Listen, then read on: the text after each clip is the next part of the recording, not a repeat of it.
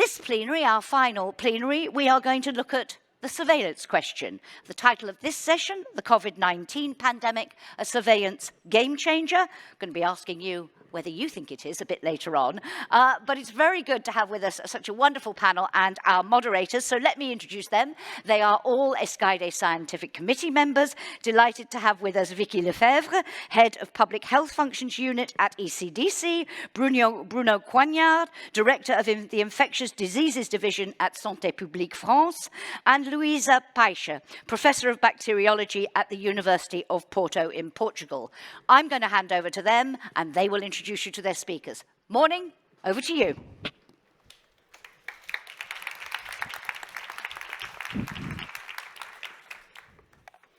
Thank you very much for the nice introduction, Jackie.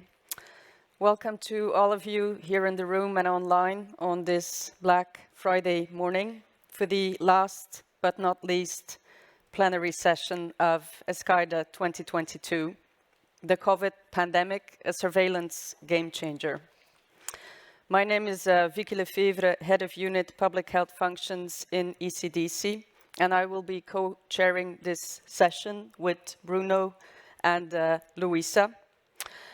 We will talk about how the pandemic has changed surveillance of infectious diseases in the last 3 years, what worked, what did not, what lessons have we learned, what new technologies have we applied, and what's the way forward now?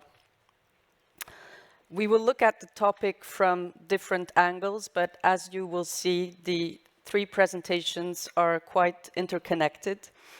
I will start from the end. Our last speaker will be Fernando from Spain. He will talk about the transition from comprehensive emergency SARS-CoV-2 surveillance to long-term, sustainable, sentinel-based surveillance for acute respiratory infections, and why it's important that we move forward in that direction in Europe. Then our second speaker will be Søren Alexandersen from Denmark. He will talk about the use of genomic surveillance during COVID and its future applications. We've sequenced a lot. The question is, have we sequenced in a representative way? Have we sequenced the right amount? And how have we been using this sequencing data for action? They will be properly introduced by Bruno and Luísa when they come on stage. So now I have the honor to introduce the first speaker. She is Silke Buda from the Robert Koch Institute in Germany. She's the deputy head of respiratory infections.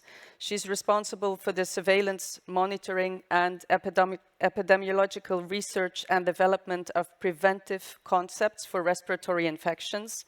She's been working for some years on the use of ICD-10 codes for surveillance of respiratory diseases, including COVID-19, influenza, and RSV, which we see an early increase now in Europe. She has extensive experience in the use of electronic health records for surveillance of respiratory pathogens, and this is what she will be talking to all of you about. She will start up with a warm-up poll question, so please get ready for that. We will take all of your questions in the end, so please post them in the chat while people are speaking and while they come up in your minds. The 3 of us will be monitoring the questions together with Jackie, and then we will take them when we have half-hour panel discussion in the end. So please put them in, and we will bring them in the end. So Silke, please, the floor is yours.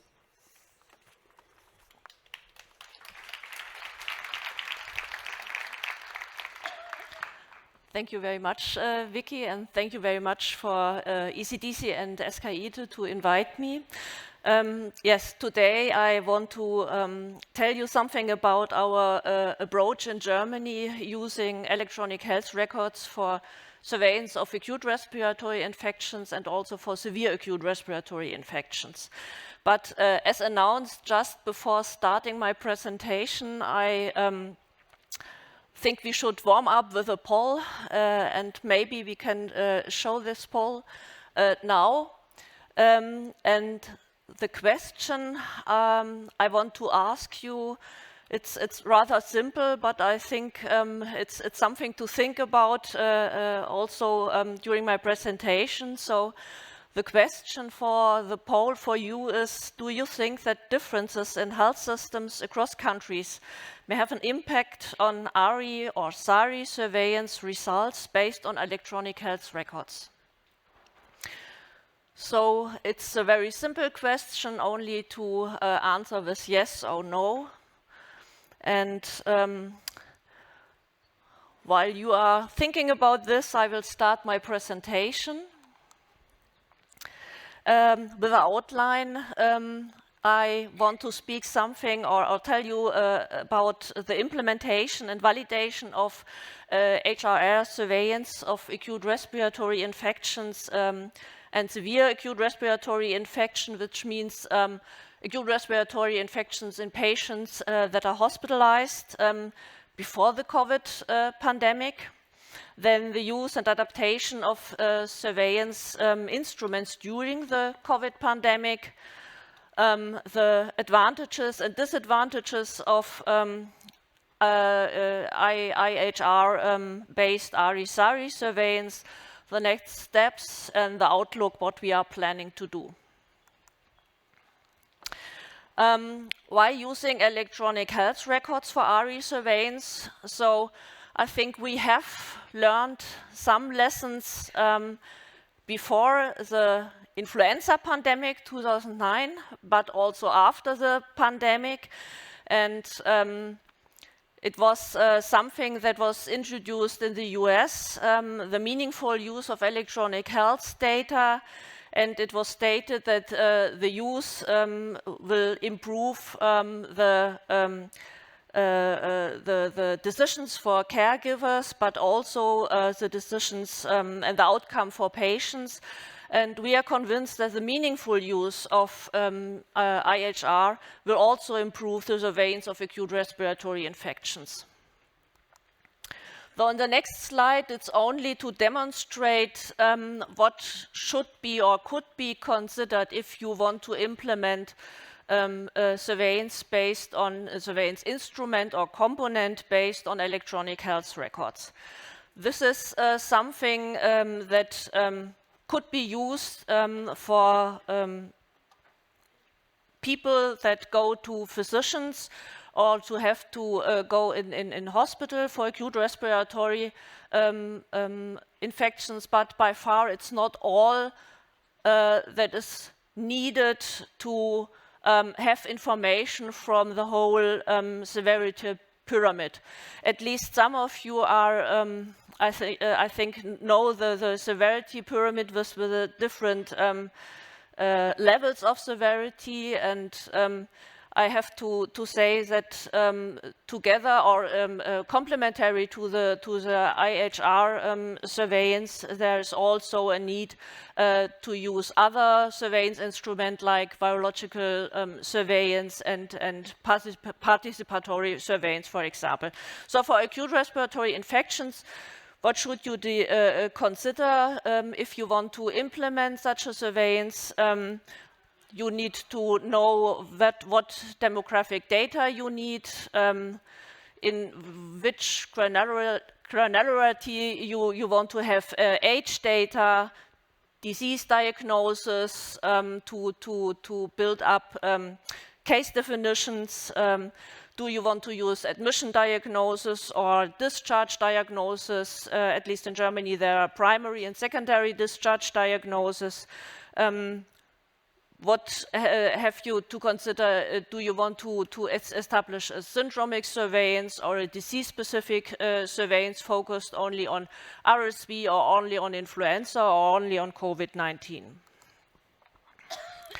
So for primary care, we used also surveillance that are based on IHR, but we started with aggregated data on acute respiratory infections in 1992.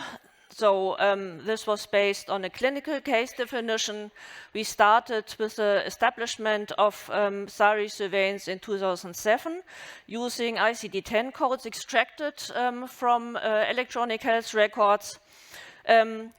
But at least during the influenza pandemic, it was demonstrated that we need urgently electronic surveillance systems that runs without additional workload or burden for the primary care physicians. We have validated and evaluated the use of this surveillance approach based on ICD-10 codes, and we have used it in routine surveillance since the season 2012-13. The system has to be adapted and was expanded during the COVID-19 pandemic. So how the work flow or the data flow is gone. So in the map, you can see around 500 primary care practices in Germany. These primary care practices uses practice management software, which is compatible with a special data file that extracted certain ICD-10 diagnoses and procedures from the patient electronic health record. This is data recorded as automatically, then an encrypted data file is generated, sent via email to RKI, where it is saved at the RKI data server. In our respiratory infections unit, we are doing the data validation, the routine analysis of the data, the preparation of the weekly reports, and also special analysis. We are reporting these data in an aggregated pattern because of the general data protection regulation.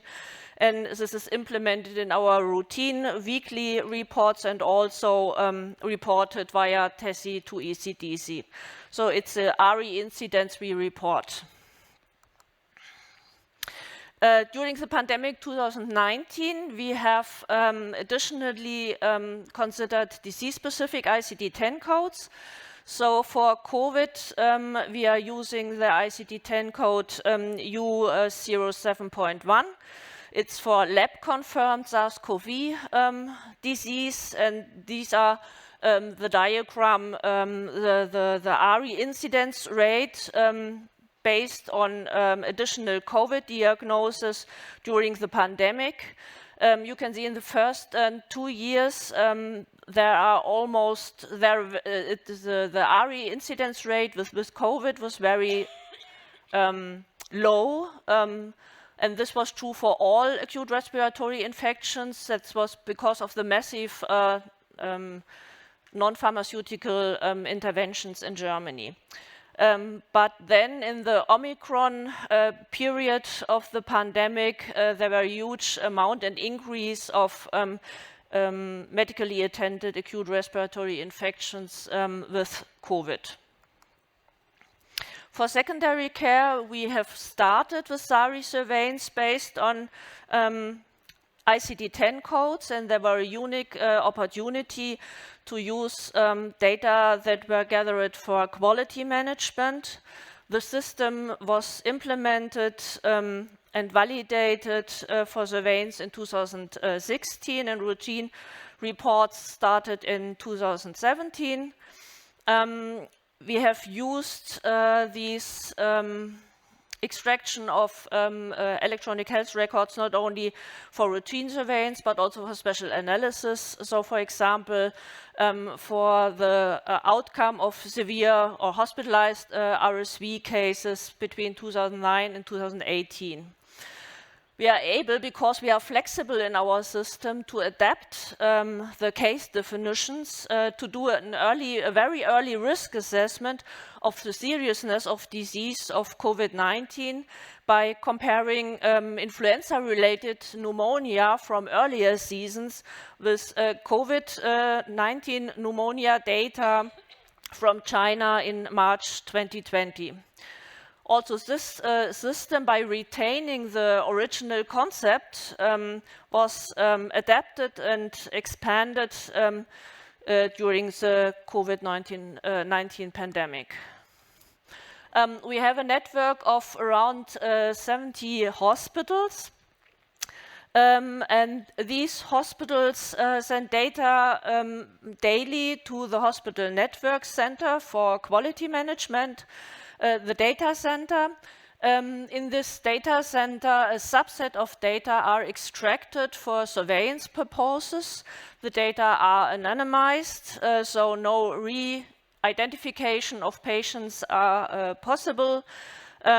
We get the data before the pandemic weekly, but now daily, and these data sets are also saved at Robert Koch Institute. In our unit, we are doing the routine analysis. We are preparing the data for the weekly reports, but also doing special analysis if we have the capacity. The routine reporting is also will be published in our weekly report on RE infections, and the SARI incidence is also reported via TESI to ECDC weekly. Well, these are some examples. This is not the disease-specific incidence, but really the SARI incidence. So hospitalized patients with severe acute respiratory infections per 100,000 in the respective age group. And it's the gray line is that it's for the 80+ people, so the very old people. And the COVID-19 epidemic waves are clearly distinguishable in the course of the pandemic. But also for the youngest age group, there are at the moment, or there was in last fall, a very steep increase in cases. And as we know from our virological surveillance and also from disease-specific ICD-10 codes, this was really related to RSV infection, and that's at the moment more or less the same development, that cases with RSV infection in this age group steeply increases. The gray area show weeks with influenza activity above baseline. So it's at the moment not only RSV infections, but also influenza activity that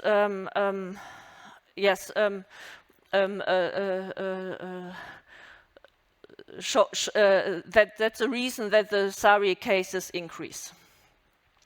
So this is one of my favorite composition of diagrams, because we are able to look with this syndromic data approach not only for the recent seasons or the COVID pandemic, but also the historical seasons. We have here 6 seasons, with the gray line displays season 2017-18 with a very severe influenza epidemic in Germany.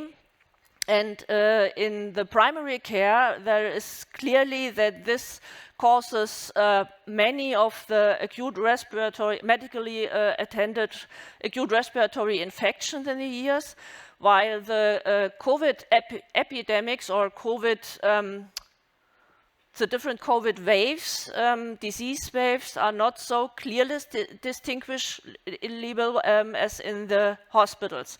But also for all hospitalized patients, it's not such a big impact. The really big change for the risk profile was for the SARI cases admitted to ICU. There clearly the orange and yellow lines displayed the COVID epidemics in the different phases of the pandemic. for the first years of the pandemic in 2020 and 2021, medically attended or the mild cases are very few because we have no real transmission in the population from SARS-CoV-2 because, or a very reduced transmission of SARS-CoV-2 in Germany because of the massive non-pharmaceutical interventions in Germany. So what are the advantages and disadvantages of electronic health records based ARI and SARI surveillance? So in our approach, the advantages are clearly that the data are timely, they are structured, and based on ECD-10 codes, it's very systematic approach. In secondary care, it is an advantage that in Germany there are mandatory coding guidelines. So it's more or less uniform, at least in this hospital network. Additional procedures like ventilation, ICU admission, and so on are available. We have also data on outcome of the patients. And what is, in my opinion, very important, there is no extra work for the medical staff.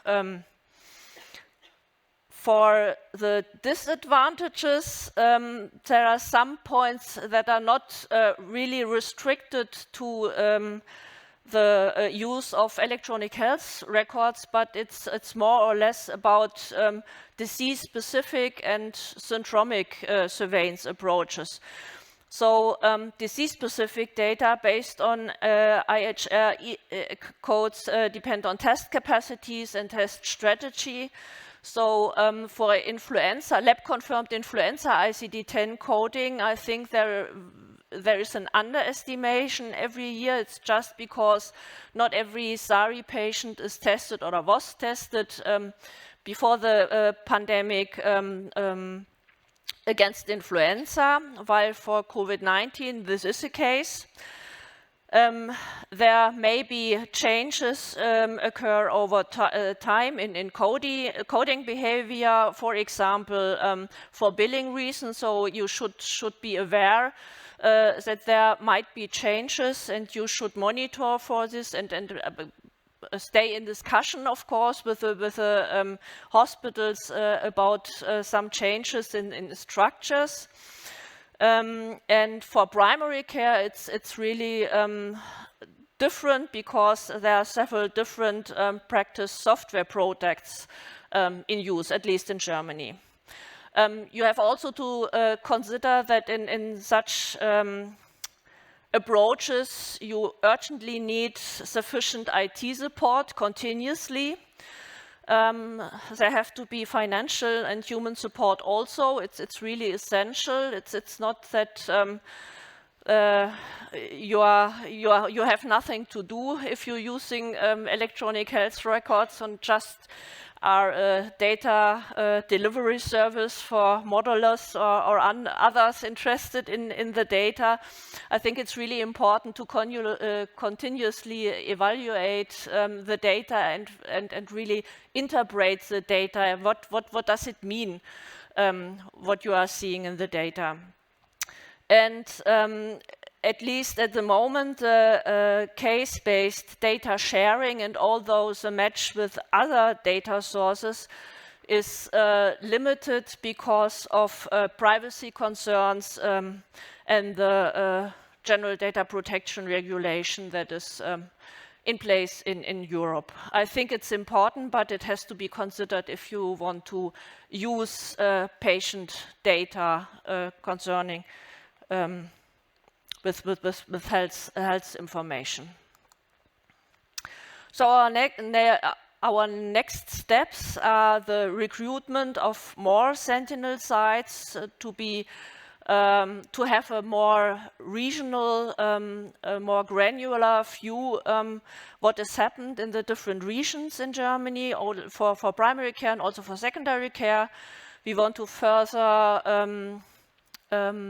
automate the standard queries and also the output of our results. And we are constantly thinking about the meaningful use of syndromic data of acute respiratory infections in combination with disease-specific data, with participatory data, but also with virological data and genomic data. So I think it's really it's not only a data warehouse, but it's a data village or city that should be used with some overlapping of the systems to have the possibility to validate against one system against another and to have a little bit of redundancy in these systems. So I want to acknowledge the physicians in the Sentinel primary care practices and in the Sentinel hospitals, the data colleagues at the data center at Helios Clinic. It's a network, hospital network.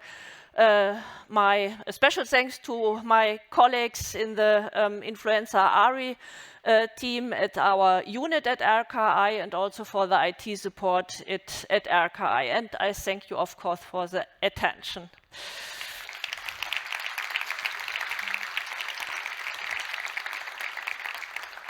And maybe at the end we can have the results of the poll.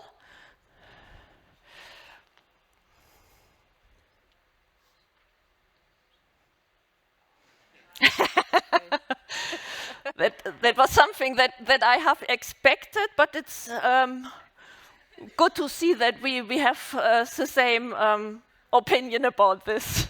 Thank you very much.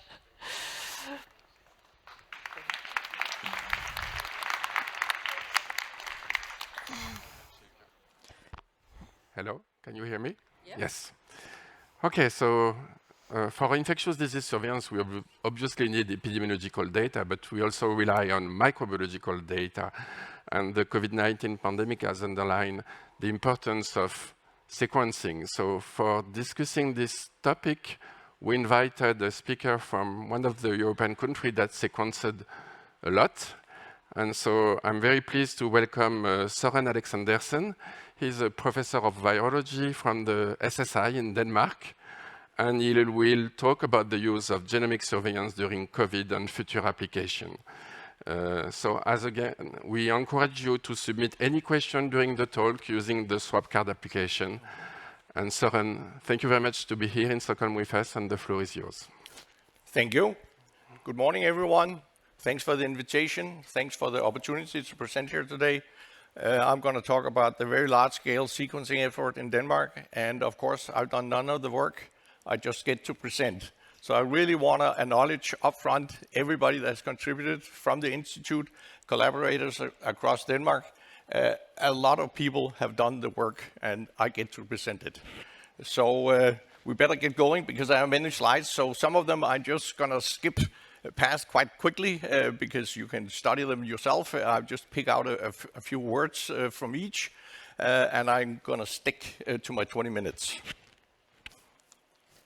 So all of this has already been said. We are going to look at the large-scale sequencing that we've been doing in Denmark. I've been presented. It's all good. So we jump to an outline, and I'm going to talk about Test Center Denmark. So this is talking about a bit about large-scale PCR. You say, well, we want to hear about sequencing, but first you have to set up so that you can do large-scale PCR testing. You have to get that into a system, and then you have to be able to use that system also to pick out samples for sequencing, and then you have to be able to link all that data, as we just heard about. It's not just about having a single sequence. You have to put it all together into a big pattern. So then I'm going to talk about the sequencing that's actually been done through the Danish COVID-19 genome consortium, which is a consortium across Denmark, you could say.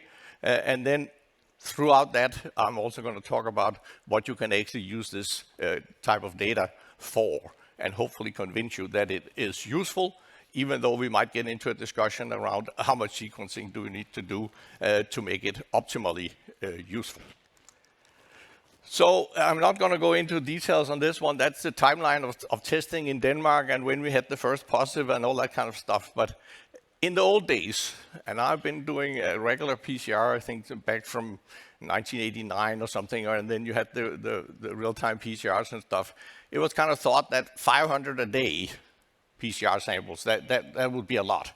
But quite quickly in this situation, it became obvious that 500 a day was not enough. And even though it was set up at several of the hospitals, several of the clinical microbiology departments, it had to be considered whether a higher capability of PCR testing needed to be set up, and that's when the thoughts about Test Center Denmark, as it's called, we basically have 2 test centers where they do the testing, one at SSI, actually, and one in the western part of Denmark. So that started discussions about that. How could it be set up? What to do? How to get the money? And the money was then funded by the Danish government and also from the Nordic Foundation. And then the Danish Test Center Denmark could start. Initially, it started with 2,000 samples in April 2020, and then it was slowly getting up to speed, more and more PCR samples being submitted to PCR, and at the end of that year, they were up to about 90,000 samples, and up to a total now they have a capacity of about 250,000 samples per day, and I think the highest number they tested in a single day is 270,000. So of course that takes a lot of robots, people, logistics, and all that kind of stuff, computers. One of the tricks was to use those biobank tubes. So they used the SSI also has the Danish National Biobank, and they already have barcoded tubes. They have IT systems that keep track of all these biobank samples, and they could use the same tubes for the PCR samples, so that it was very easy to get it, well, easy, I can say that easily because I was not involved, easier, and then they could do the large-scale PCR and at the same time keep track of samples, keep track of all the other information that goes with those samples, vaccination, have they been to hospital, all that other kind of stuff. I'm just going to jump quickly through this. It just shows that then the growth in number of sampling, of testing increased very high, as I said, up to a total capacity for PCR alone of about 250,000 samples per day. Then when we talk sequencing, here it says 15,000. It's not per day, but we have a total capacity for sequencing of up to 15,000 samples per week. So that's per week.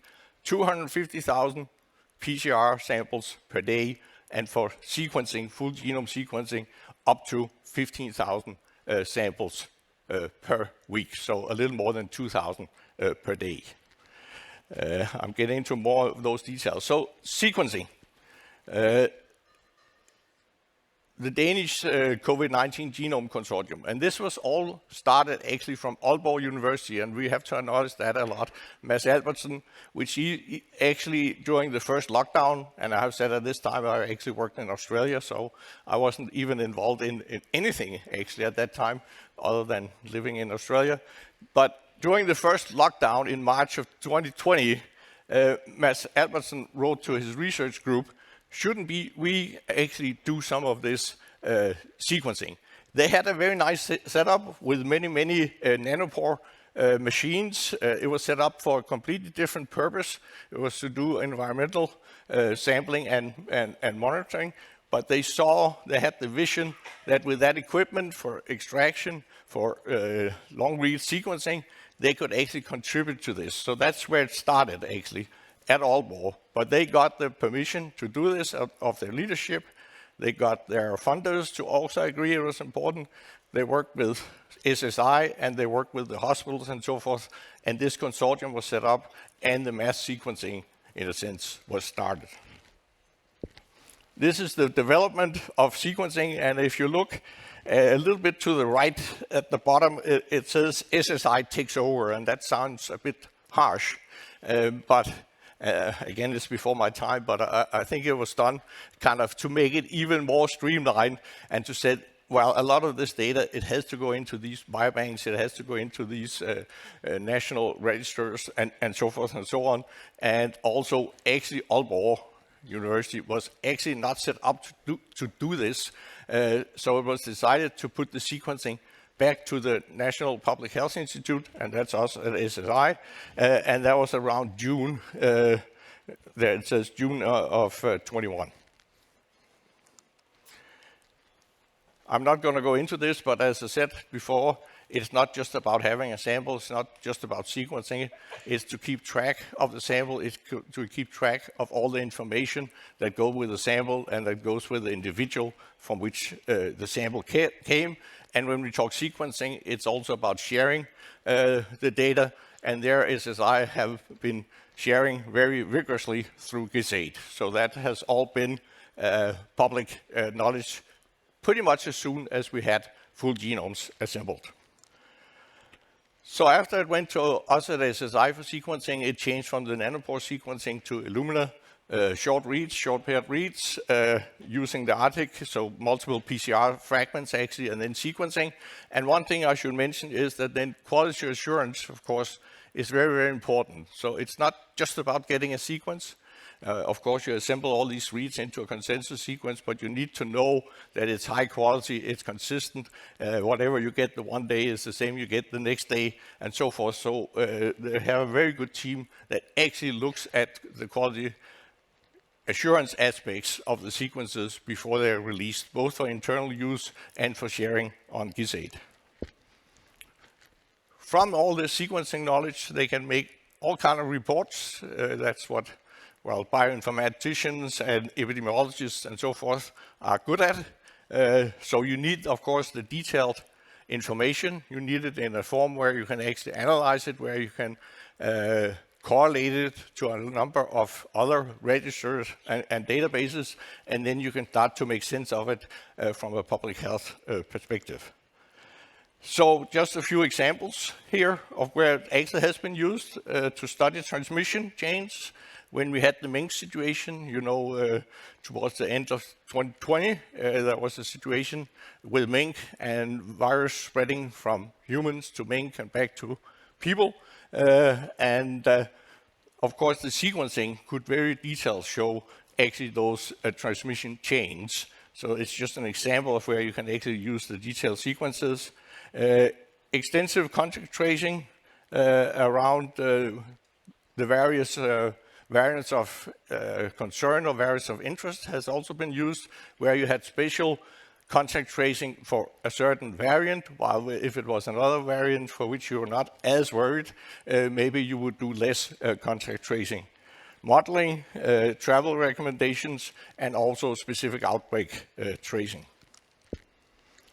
So just status, and I'm not done. I only half done actually, that's not too bad. So more than 900,000 samples have actually been sequenced. That's staggering actually. This is just in Denmark. And more than 600,000 of those have resulted in high quality, fully assembled genomes. More than 600,000 that all have been deposited into escaide. Total in escaide, there's about 13.9 million. So Denmark has deposited for sure their share.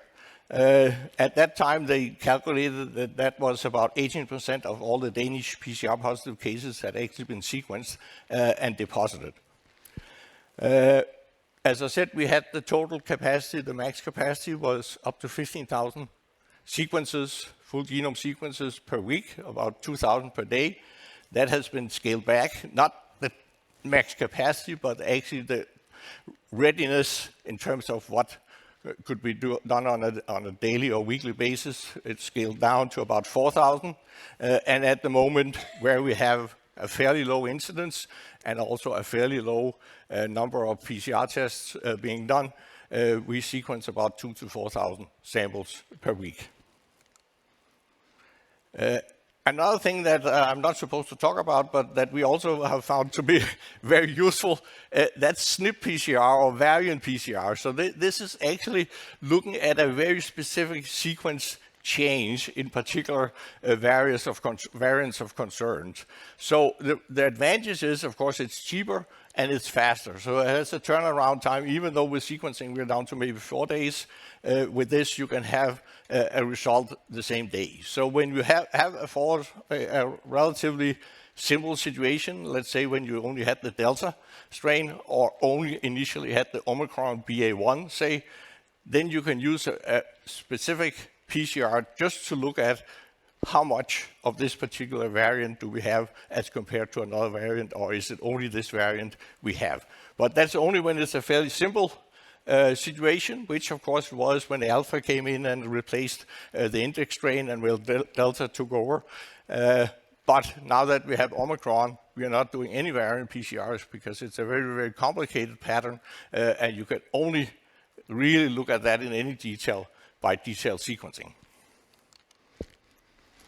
So when we do all these sequences, it's not enough, you could say, just to get the sequences, deposit them, do the reports and stuff. We have actually a group that's called the Variant Risk Assessment Group, and we have assembled the authorities in Denmark. We have assembled external experts from the universities, from the clinical microbiology departments, from the hospitals and so forth. And when we have knowledge about variants, which mainly come from sequencing, we sit together and we come up with how worrisome is this? Are there particular variants that are more worrisome than others? And it's not just opinion, there's actually analysis behind. That's a very detailed looking at, say, phylogenies. I'm not going to show any more of this, but we actually have so much Danish data that you can basically do quite good phylogenies just on the Danish data, which you have on the right, as compared to the global data as you have on the left. But we are actually looking more on variants, as I said, and we have seen these replacements of variants, and as long as it's a simple picture, you can use sequencing or you can actually use variant PCR.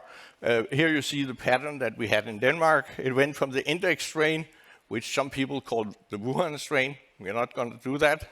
We're going to call it the index strain, formerly known as, that then changed to the alpha strain, that then in Denmark then changed to the Delta strain, and then we got the Omicron strain or variant towards the end of 2021. That looks fairly simple with Omicron also there at the end, but I just have a few minutes to say that with Omicron and with sequencing, it really has become a very, very complicated pattern of what we see. It is Omicron, it's all Omicron, but there's all kinds of variants and subvariants below that nomenclature. So all of our virologists and bioinformaticians, they look very closely at all the sequencing that comes in, or sequences that comes in. They can look at many of these different subvariants, and there are many of them now. There's probably about 300 different ones just underneath Omicron, that really most of them comes from BA2 and BA5, which was the main kind of variants to begin with when we talk Omicron, but now there are all kind of sub-variants or sub-variants which just have a few amino acid changes, additional amino acid changes in the spike, and which seems to, at least for some of them, give them a slight advantage in terms of immune escape. Not a total immune escape like that, but just that they might be slightly better at kind of maneuvering the immune status that we have nowadays, where many of us are vaccinated and also have been affected. So I'm just showing you here that there are many, many different subvariants, particularly under Omicron. Some of them we look at closer.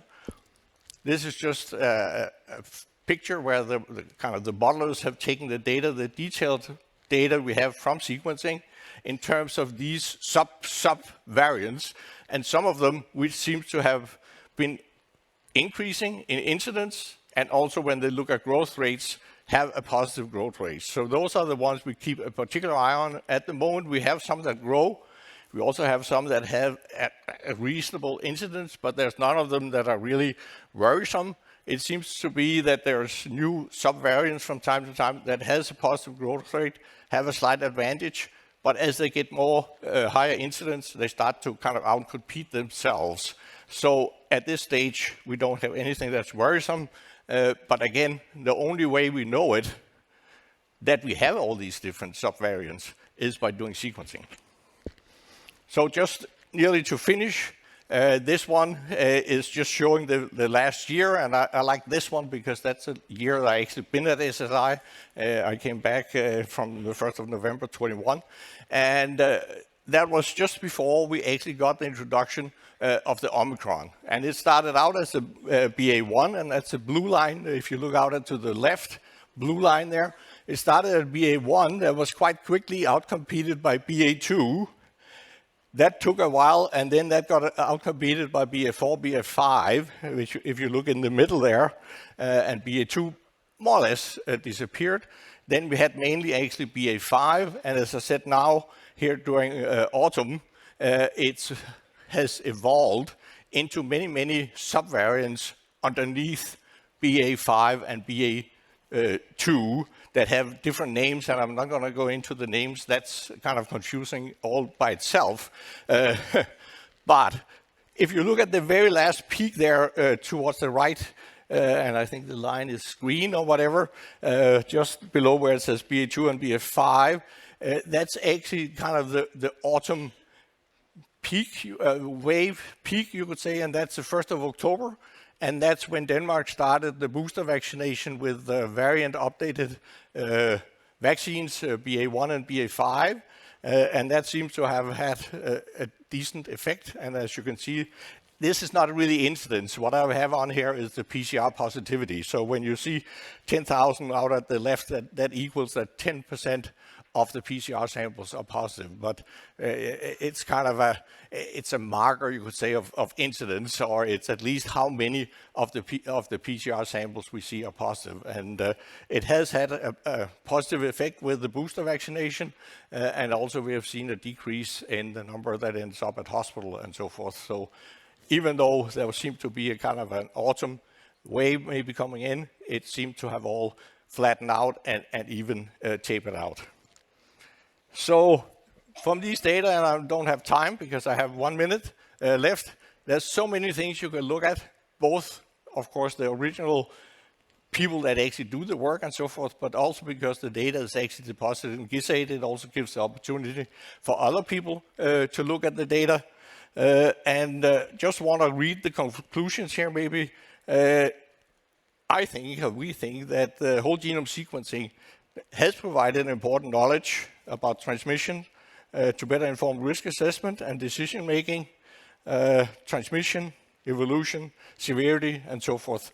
Again, because you can take the data together. It's not just the sequence. You need to know the individual, the vaccination history, have they been to a hospital, is it reinfection, and so many other things that you have to put together.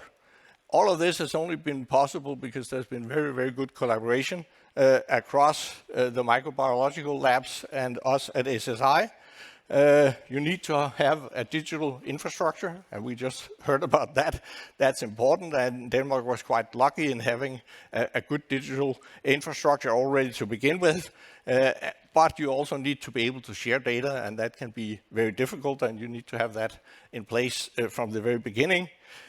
We have set up centralized sequencing, so that gives the advantage of having standardized protocols, quality assurance, and so forth, and it also given a shortening in the turnaround time. So, as I said, about 4 days from the sample is taken to have the full genome sequence.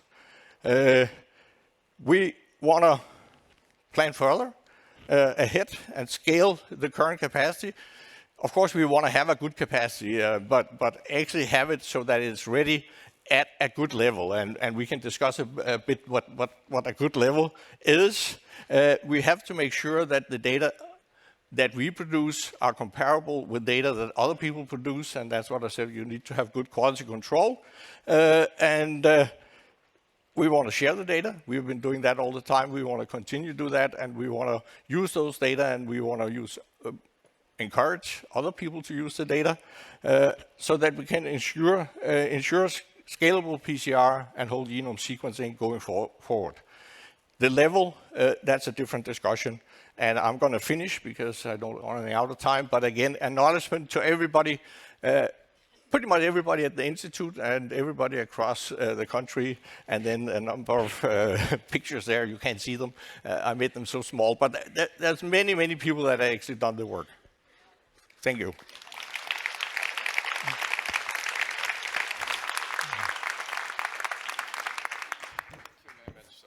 Thank you very much. So we'll keep the question for the panel discussion at the end. So don't forget the swap card application, and you can write your question just now, and I will give the floor to Luísa for the last speaker. Yes. And yes, thanks, Søren, for this tremendous work that Denmark performed. That is also changing the way this situation was solved, and also to the awareness about the labs and microbiology labs on the control of the pandemic was really important. And also, yes, the share of the information that you highlight, it's also something that for the future we'd like to have. But let's say let's discuss at the end about sustainability of all these type of tests and also genomic data that you perform. Right now, I will move to Fernando and Fernando Simon. That is he's a Spanish epidemiologist that is serving as director of the Coordination Center for Health Alerts and Emergency of the Ministry of Health, and he came to public prominence as spokesman for the Special Committee on Ebola virus disease in Spain in 2014, and a similar role during the COVID-19 pandemic. He graduated in medicine at the University of Saragossa and specialized in public health and epidemiology at the London School of Hygiene and Tropical Medicine. Simon trained in the European Training Program in Intervention Epidemiology at European Center for Disease Control and Prevention and Control. And right now, I invited him to talk about the Sentinel surveillance model for acute respiratory infection in Spain, and for sure what they learn with COVID-19 now that could be applied for other acute virus diseases. Thank you. Well, thank you. Thank you very much, Luísa. Thank you very much, the organization, for inviting me, Vicky, Luísa, Bruno, and my co-presenters for making my presentation easier after yours. Well, I'm going to try to talk about surveillance during the COVID very fast. We cannot say everything in just 20 minutes, but I think we can say enough for understanding from where we come and where we should go. And for understanding that, the first is what we have to understand and to have clear ideas is what is surveillance for. I think the first line, everybody who is, or most people in this audience will know the first sentence, information for action, is kind of ECDC motto, so everybody understands that. But that is not useful. We have to put it in a more concrete, more specific way, because in fact what we do while surveying is to collect data, collating data, analyzing data, interpreting them, and putting the results of our studies in the hands of those who have to make decisions. Doesn't matter if it is an individual for changing behaviors, for changing exposure to risks, or if it is two decision makers who have to implement population-wide control measures or whatever, or both. But that's more or less what we do. All surveillance systems needs to be adapted to each one of the topics we survey. But in a pandemic situation, it's not only the topic, it's not only in this case SARS-CoV-2 or COVID, but it's also the situation, which is a pandemic, and is different. And during pandemics, the attributes of the surveillance system change their balance. We need much more timeliness in our results. We need much more flexibility of our systems. Systems cannot stay doing the same as always. Business has changed in the pandemic. We have to change our surveillance systems. We have to implement more simpler and more acceptable systems, surveillance systems, because people is overwhelmed with other tasks. And in this unbalanced situation for the attributes, probably sensitivity is not as key as others. Probably representativity or predictive value is not as important as others. They are important. Data quality is never in question. It has to be always good as possible. This is the evolution of COVID-19 in 2020 in Spain. As you can see, we had a huge second wave, third wave. Huge, much bigger than the first one. But nobody believed this data. Because in fact, what really happened was that. In Spain, we carried out a serological study by the month of May, if I remember well, by the end of May 2020, and it was repeated 4 times more in the following months, and we have a more or less clear idea of what really happened. What is different of what surveillance at the beginning of the disease said us. We had close to, if you look at the y-axis, is close to 100,000 cases per day during the peak, around that.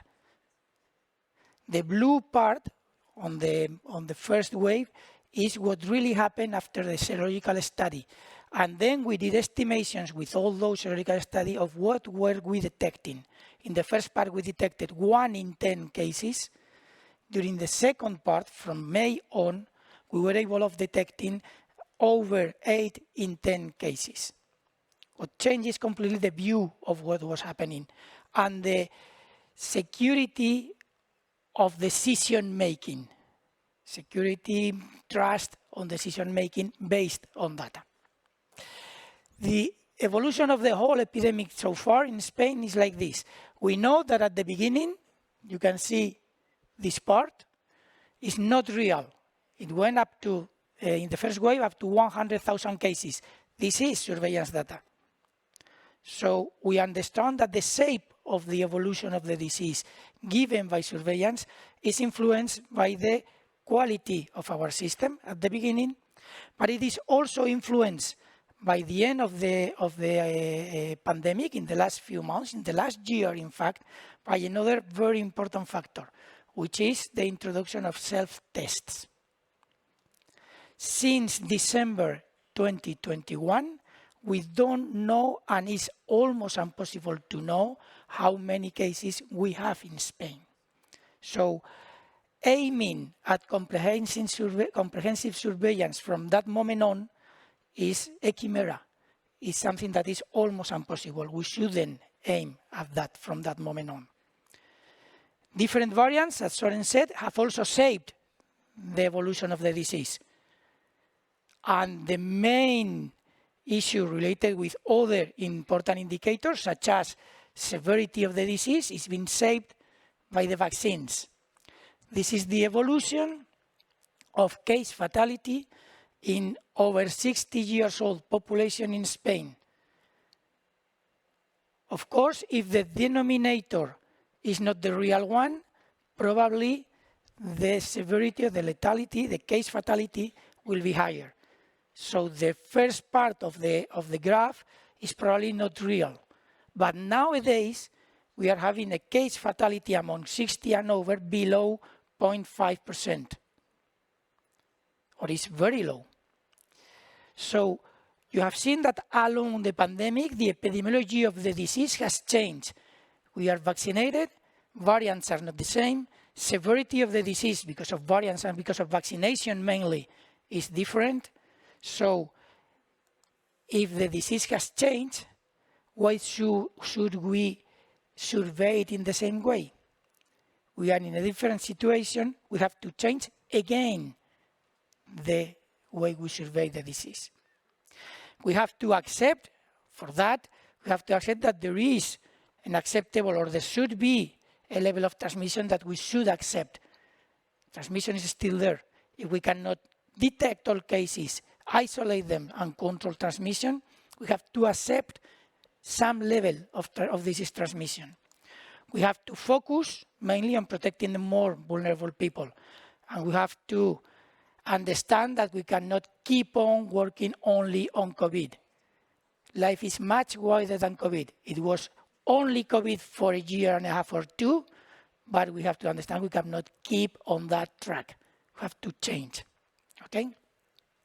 One way for changing that from the surveillance point of view, is the only part of interest in this talk, is to go for ARI-SARI surveillance.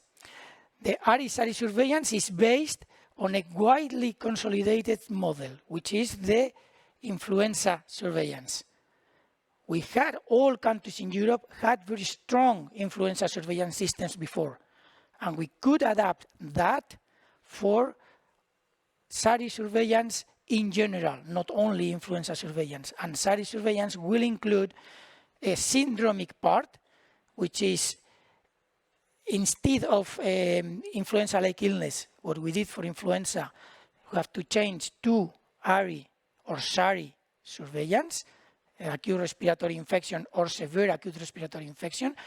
The codes for detecting that are different in the ICD. We have to change from a more or less manual, voluntary way of working during the influenza surveillance to a more controlled system, and if possible, using electronic records in the way Silke mentioned before, extracting information for clinical records, which is going to do easier the job of the clinical doctors, but also of public health workers.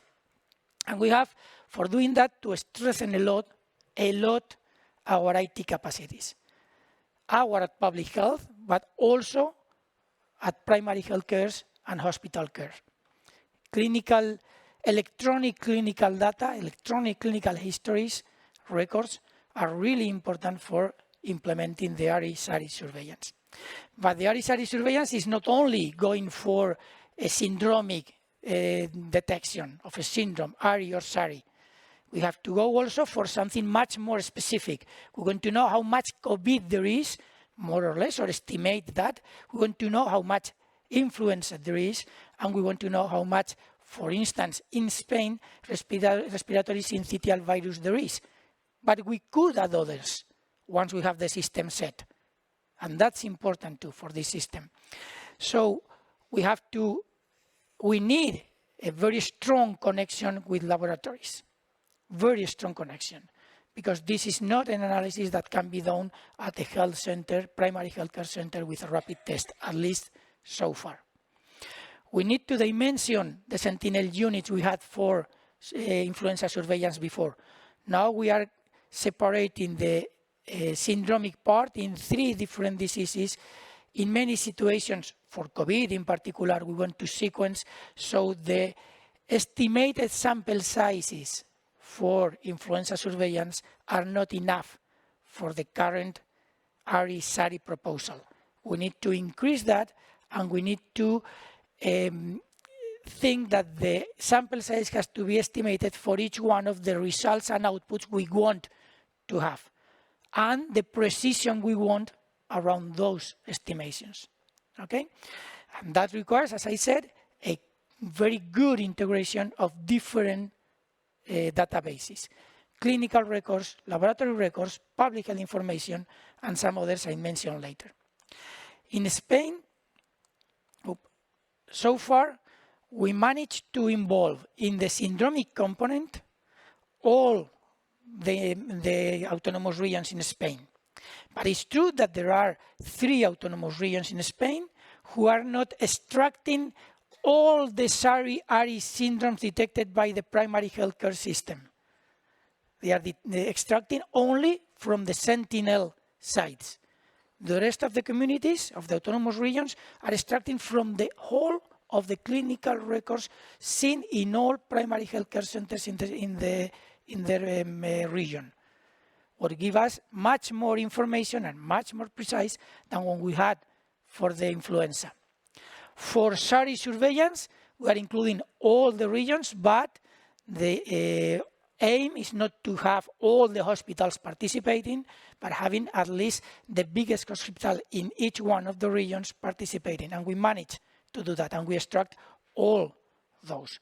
Of course, there are some differences between different autonomous regions, but in general, we can say that this is the situation in Spain for the syndromic component.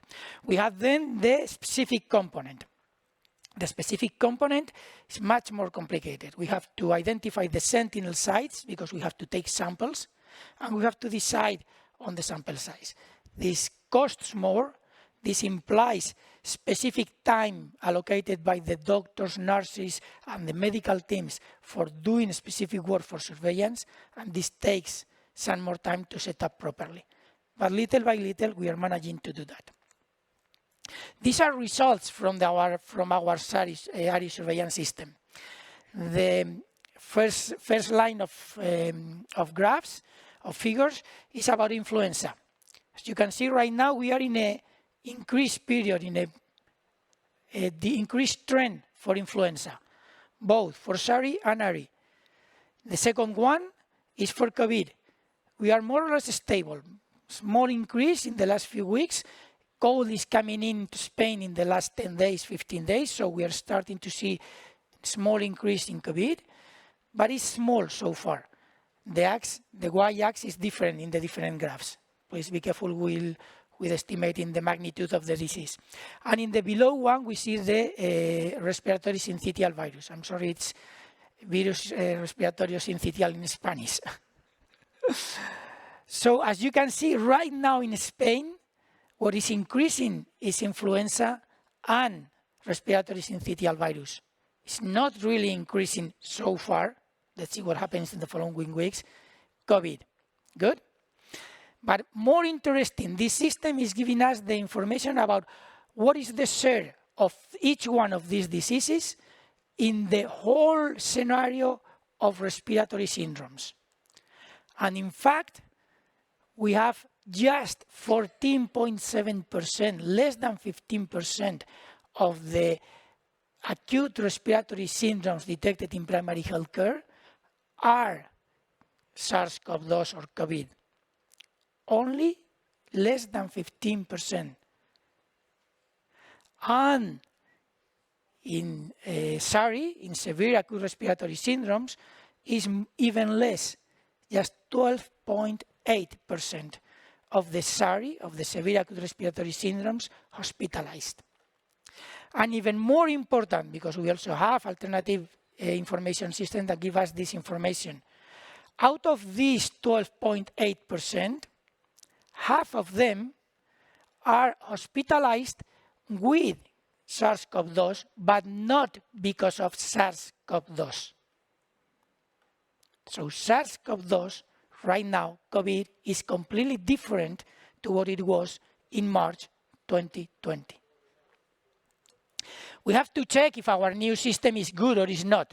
And of course, we are still doing the comprehensive COVID surveillance.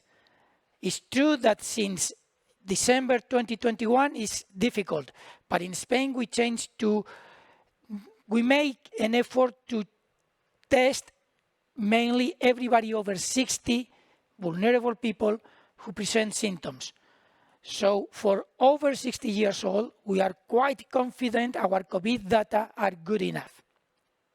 As you can see in this graph, the two upper lines, the blue and the red, are from the COVID comprehensive system. And the yellow one is from the ARI-SARI surveillance. As you can see, the closer group to the general population in our COVID comprehensive system is the 60 to 69 years old. The older people is not as close to the general picture. That's the red part. And as you can see, the correlation has been improving since we start putting an effort on ARI-SARI surveillance by March 2022. And right now, there is a very good correlation between these 60 to 69 years old as a proxy to general population with the estimation for general population made by our ARI-SARI surveillance.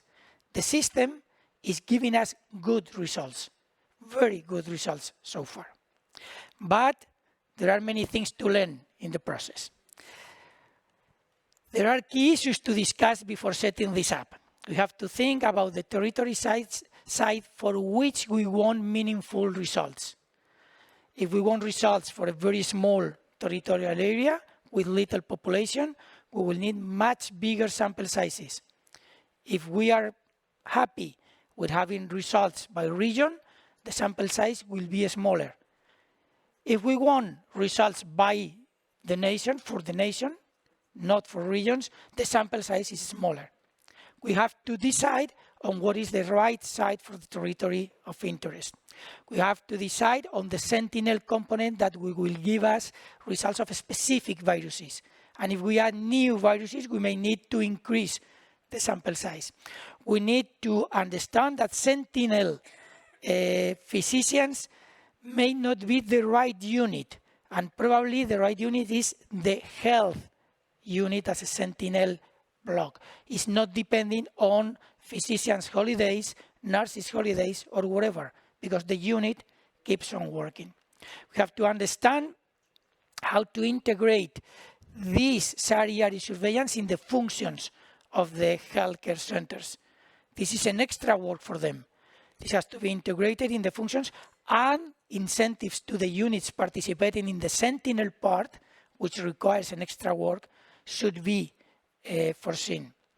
And we need to improve very much our IT tools, a lot. We need really strong IT support. And working with people from the IT part, sometimes for us, is not that easy or that clear. We don't speak the same language. And we have to understand that this is one source of information.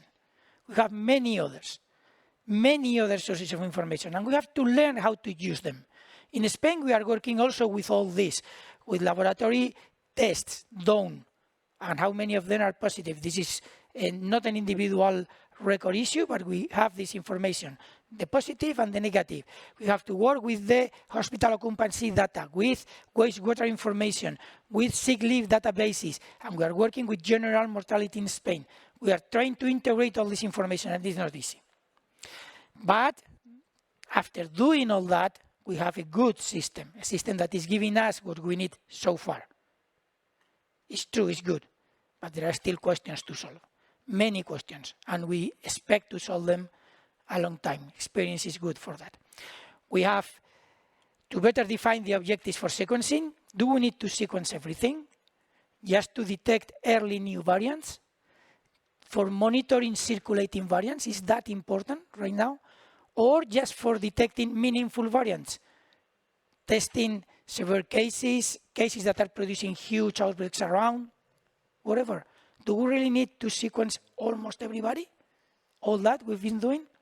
We need to increase research, to increase the flexibility for improving in different situations that may arrive. And we don't know if we are ready for all this, for responding all these questions right now.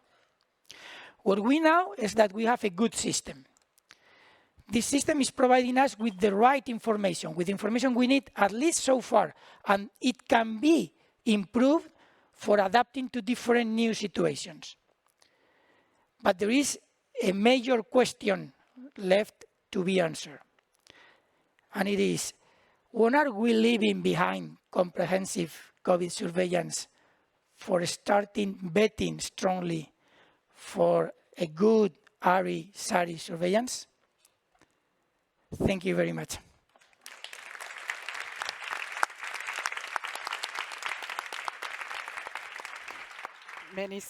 Many thanks, Fernando, for the excellent presentation, where the share of experience here of the system in Spain for surveillance of acute respiratory infectious disease and also your reflections on the way to go were really very, very good. Thank you. And now we'll move to the next session of this. We'll move to a few questions. We have new polls for you, so can we display the first question, please? So, Jackie? Yeah. Okay. And for your information, Jackie, we'll skip to the third question directly after this one. Okay. So the first question is just to know if we convince you that the COVID-19 pandemic was a game changer for surveillance. So this is an easy icebreaker question, so it should be quick for you to answer. And while you're answering this question, I will give the floor to Vicky, and we can start the panel discussion. Thank you very much, Bruno. Yes, we have some questions for Silke. They have been in the chat for the last hour, so I think we can take those first. People have been waiting. So I have a list of questions for you, and you can choose which ones you would like to answer first. So who assigns the ICD codes in Germany? Is it the nurses, the admin, the physicians? Then I have a second question. How timely is the ICD-10 coding, and how stringent is the SARI case definition? And then I will go for a third question, and then I will stop because I have more. Can you link lab data, sequencing data, to clinical data through electronic health records? I will stop there for the time being. Please go ahead. Thank you very much. I will start with the first question. The ICD-10 coding is mostly done by physicians or by trained medical staff in Germany. For hospitals, it's the physicians in primary care. It's physicians or the medical staff, and as I said, for secondary care in hospitals, there are binding coding guidelines. Second question was about SARI surveillance. So we have a stringent case definition for our SARI cases. We have evaluated our data and have decided to use ICD-10 codes of acute respiratory infections, but the more severe infections, so ICD-10 codes for influenza, pneumonia, but also bronchitis, bronchiolitis, and other acute infections of the lower respiratory tract.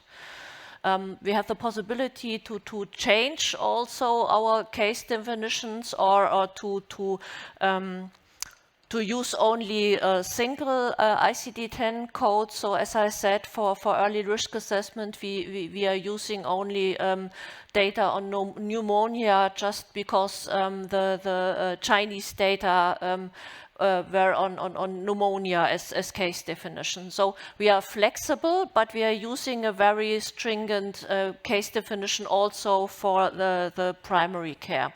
But in primary care, we are using also upper respiratory tract infections, or ICD-10 codes for upper respiratory tract infections. And I think the third question was about linkage between syndromic and virological data.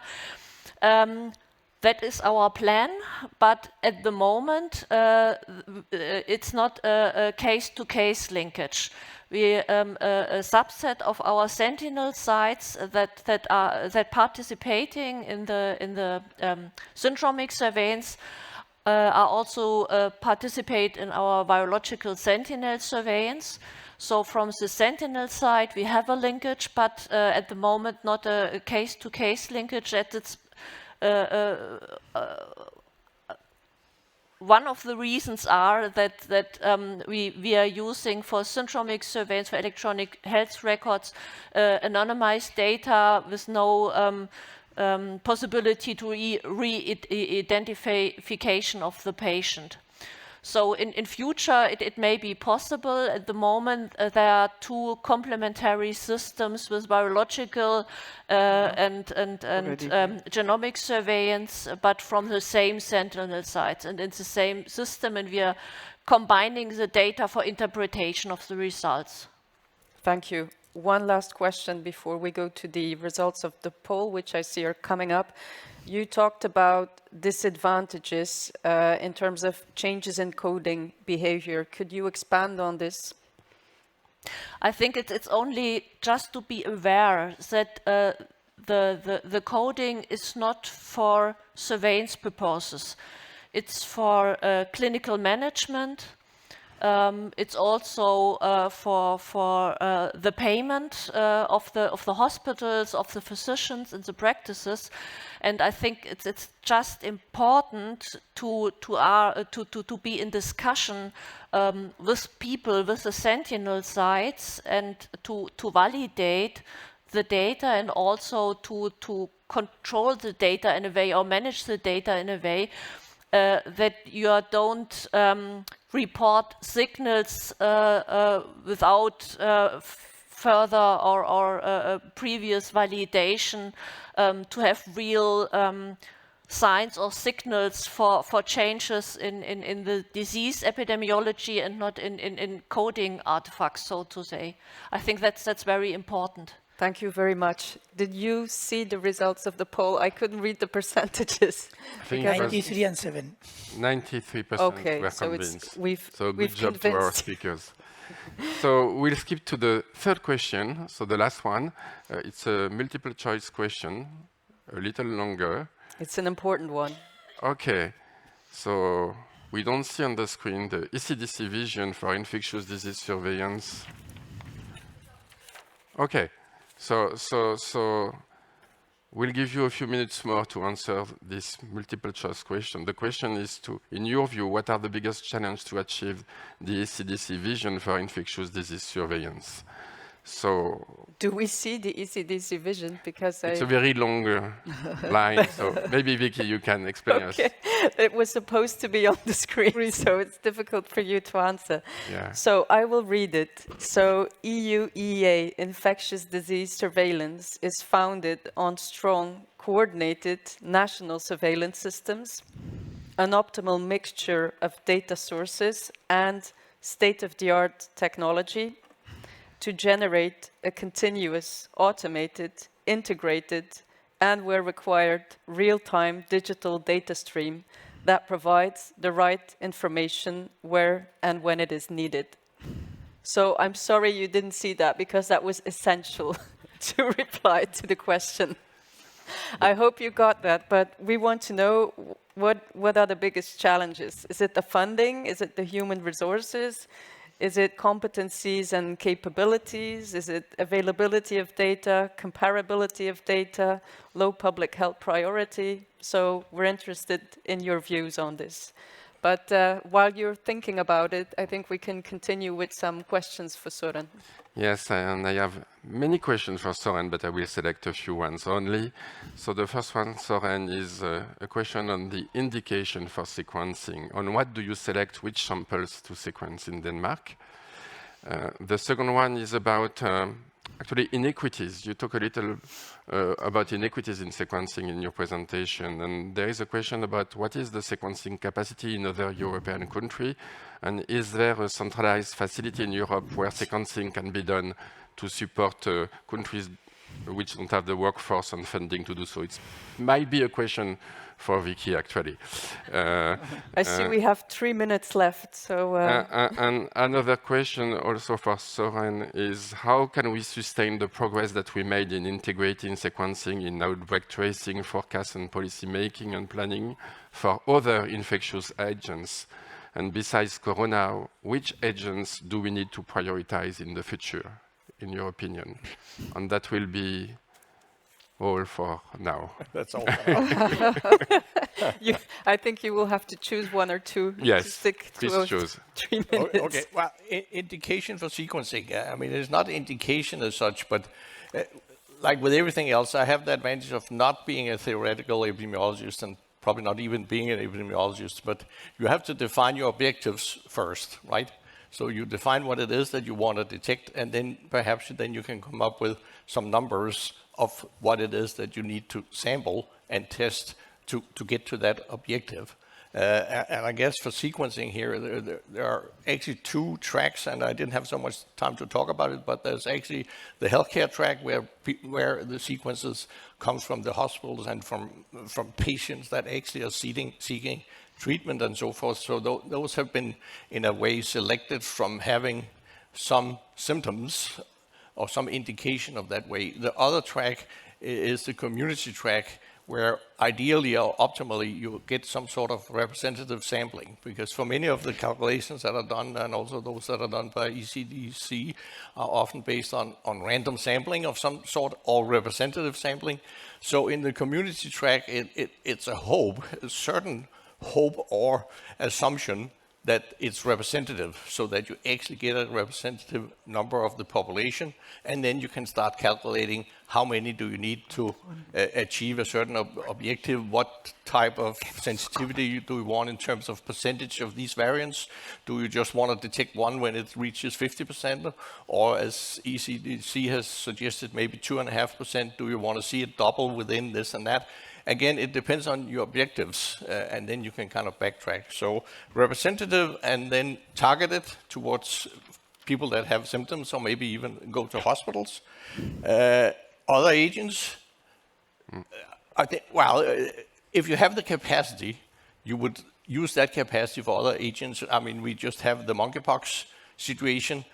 It didn't develop quite as much as we anticipated or at least prepared for, say, in Denmark, but that's another one where sequencing would have been able to be helpful. We talk about the RSV, which we have certainly a peak.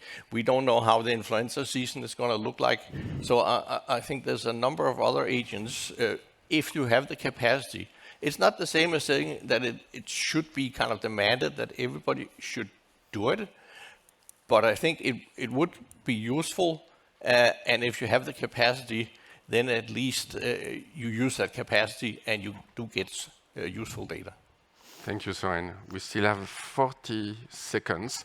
So let's see the results of the poll. And maybe Luísa?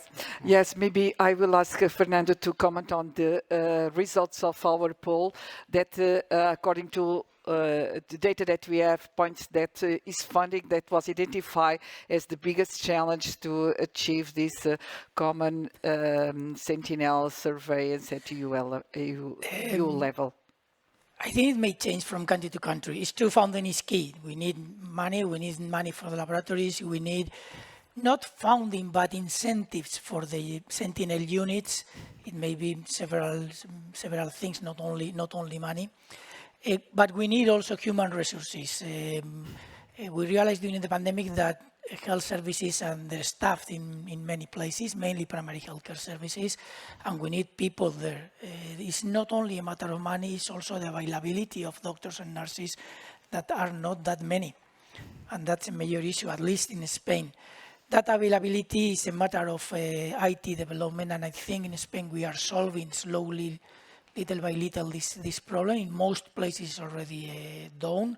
We can extract automatically ICD codes from the clinical histories, so it doesn't take much time and is comprehensive, including all the syndromic cases. The ICD codes have been established by the committee made by physicians, as in the same way Silke mentioned before. And I think it's that funding is important, but I wouldn't put funding as the first one. I would put human resources. I see there's enough money in Spain. Well, it's coming from Europe. We have gone 1 minute over time, and I know we have been cut off for the online audience. So I will also wrap up here. I would like to thank all of you for listening to us. I would like to thank our 3 speakers for being with us. I think it's clear what you all think. The pandemic was a game changer for surveillance, so now it's up to us to bring EU-EA surveillance to the next level and, let's say, strike the iron while it's hot. And while infectious diseases and pandemic preparedness are very high on the political agenda.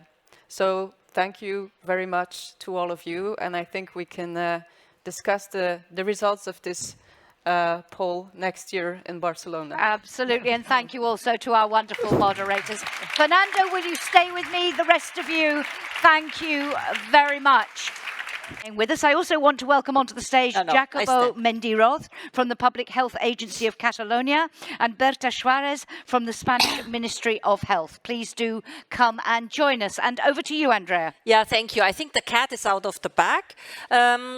We have usually announced the next year's escaide at the end, but since the hosts for next year's escaide have to leave before the closure, we take the opportunity to do this now. So it will be in Spain and it will be in Barcelona. And very welcome for the